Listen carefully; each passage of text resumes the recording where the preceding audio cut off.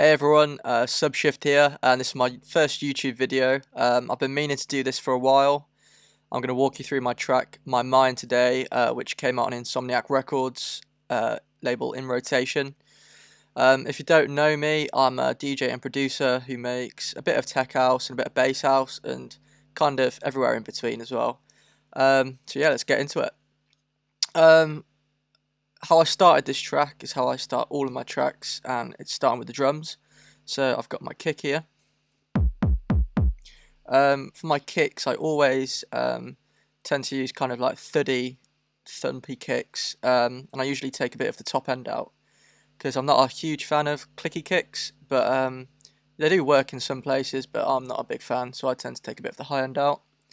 And I've got a filter for some of the breaks. I've also got my clap, quite a punchy clap, hard hitting. All I've got on here is a EQ and an imager. I've made it a little bit more mono because I thought it was a bit too wide. And then I've also got a hat, and that's just got an EQ on it as well. I don't tend to process my drums too much. I just EQ them and try and pick the right samples. Because I just don't try and overcomplicate things. The most I'll ever use is like a transient shaper. But yeah, this is what they sound like all together. Just a really basic drum loop. Then I've also got a fill, which consists of a laser, a reverse clap, and two scratches. I've also got the lead from the drop coming in on the intro and the breakdown. It's pitched down 1 octave, and I've drowned it out with a lot of reverb and delay, and this is what it sounds like.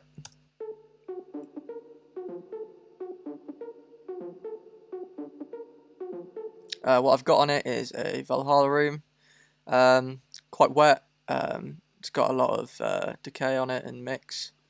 And I've also took the lows out once again because I don't want to muddy up the mix. And I've also got a filter taking out a lot of the highs, which I'll then bring in through the breakdown and build up for the track. So altogether, the intro sounds like this.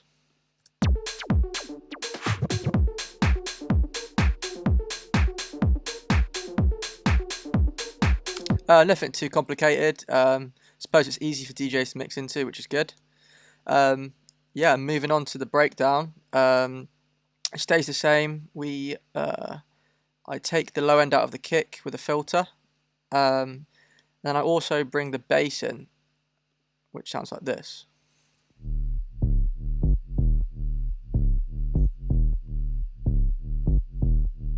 I like doing that because you kind of like, it gives like the listener an idea of what's to come in the drop, but nothing too much because I always take the sub out. So I've brought that in. I've kept the lead in as well, and I've also added some vocals which have been filtered out, and then kind of gradually getting more and more louder in the mix as the break and build gets together. They sound like this. If you could read my mind, if you could read my mind, if you could read my mind. And then we've got just some standard sweeps and a snare.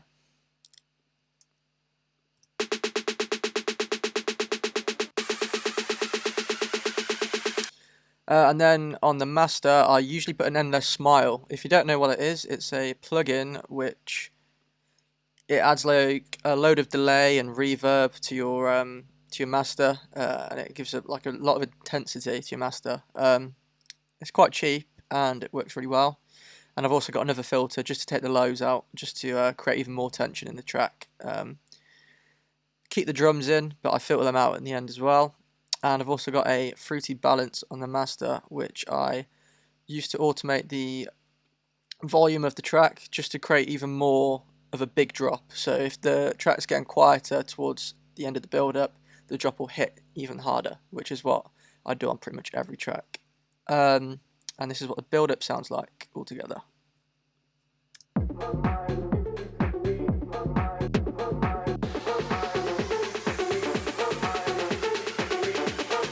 If you could read my Moving on to the drop, it's a really simple track and a really simple drop. We've got the same drum pattern as before, just a kick, clap, and hi-hat. And then for the bass, I used a 808 style bass, which sounds like this.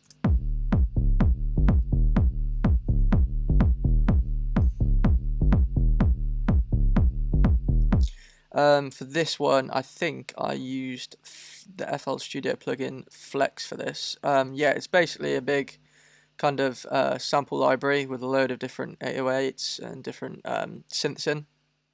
I used the 808 boosted. Added a bit of swing to it as well. And I like putting notes off the grid as well. So if you keep everything on the one, it might sound a bit boring and not very groovy. So I like to add 1 or 2 notes off grid just to keep it a bit more interesting. And then as well, if you use the swing function in FL Studio, yeah, it makes it even more groovy as well. For the processing on this bass, I've got a clipper just to get rid of the transient from the 808, because it can cause a bit of clipping in the master if you leave it to peak too high. I've got a limiter doing the same thing. I've got an EQ that's actually doing nothing. Another EQ taking out most of the highs, because this is quite a deep, I want it to be quite a warehousey deep bass, so I didn't want any highs, so I took all of them out. And then a Nicky Romero kickstart for the sidechain as well. And then I've got a filter to filter out the lows and the highs in breakdowns and stuff like that as well. So not a lot of processing on this one, kept it as it is. I tend to have my basses quite high in the mix because I like having a really bassy track. Because a lot of people have been asking me how I get my basses so like loud and powerful. It's just make them loud in the mix. That's pretty much it. Moving on to the lead, which I think is the main part of the track. This is what it sounds like. Oh. This is what it sounds like.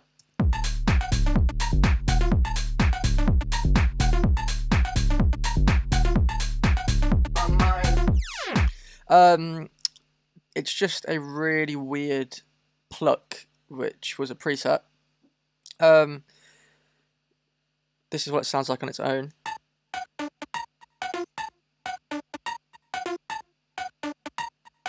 It's got a lot of different, like a lot of quick notes, moving up and down the octaves, which I think creates a really cool effect. Without all the effects on it, it sounds like this.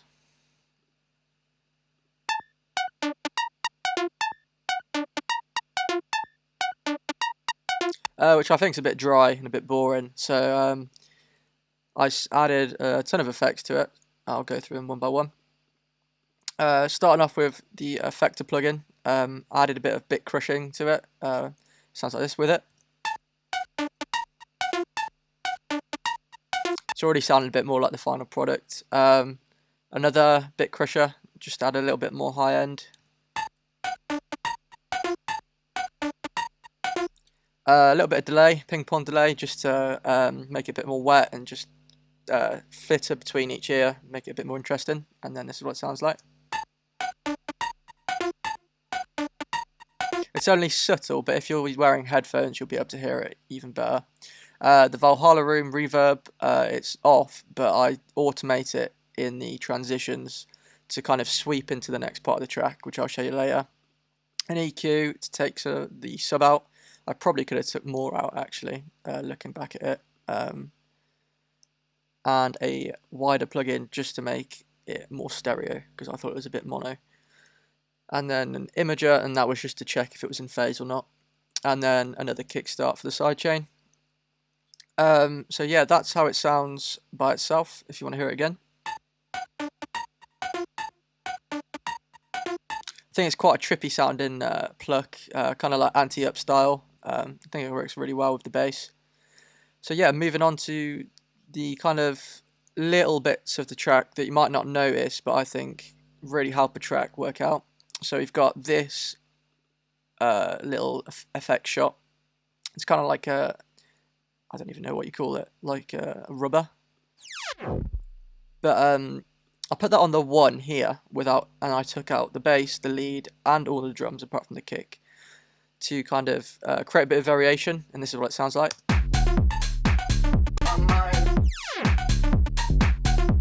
Yeah, I think it breaks it up a bit. It makes it quite cool. And then for the next transition, this is what I was on about with the reverb.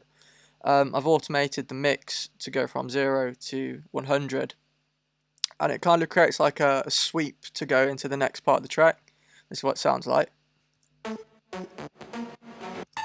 As well as the fill effects that I've got going on, I think it creates a nice transition into the next part of the drop. And this is what it sounds like all together. Also for this transition, I took the lead and I also dropped it down an octave just to change things up a bit. Because I think if you have the same lead going for every single bar and the transitions, it might get a bit boring, so I kind of switch it here. For the next part of the drop, it's pretty much the same, but I bring in these closed hats. For closed hats, to stop them being so like on the grid and a bit boring, I tend to add a lot of swing. You can do this in FL Studio. I'll show you now. But if you highlight all of them and press Alt Q on Mac, I think it might be Control Q on Windows, you can find a load of different drummer swings and different groove pools, a bit like Ableton's groove pool, and you can flick through these, see what sounds best. I just added swing to them, and it changes velocity, so it makes it sound a bit more human, which I think sounds a lot better. And that's what it sounds like all together.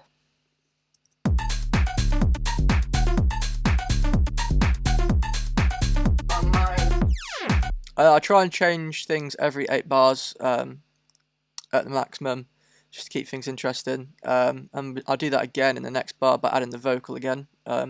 Just repeating, just really trippy. I think it matches the feel of the track, just trippy and weird. This is what it sounds like. If you could read my mind, if you could read my mind, if you could read my mind, if you could read my mind, if you could read my mind, if you could read my mind.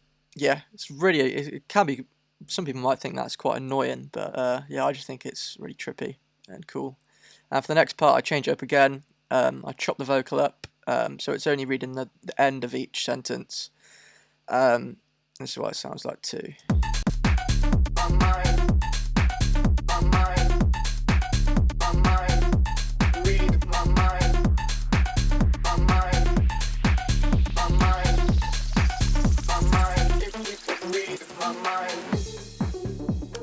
Yeah, and then for the next breakdown, I filter out all the highs from the lead again with FabFilter Simplon. Take out all the lows of the kick and the bass, and then I build up again. I think the build up is exactly the same as the first one, because I thought it worked really well and didn't want to change anything up too drastically. And for the second drop, I take all of the drums out apart from the kick to start with, and I add a bit of white noise as well, just to switch it up, make things interesting. And I think just having a kick, a bass line, and a lead can sound really powerful as well. Here it is. If you could read my mind.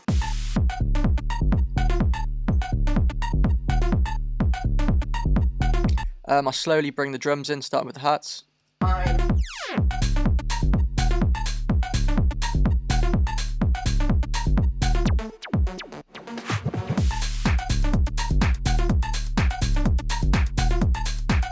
Yeah, and I just slowly bring the drums in until it gets to the second 8 bars, and then I bring everything back in with another white noise effect, which I think creates a big kind of oomph in the drop.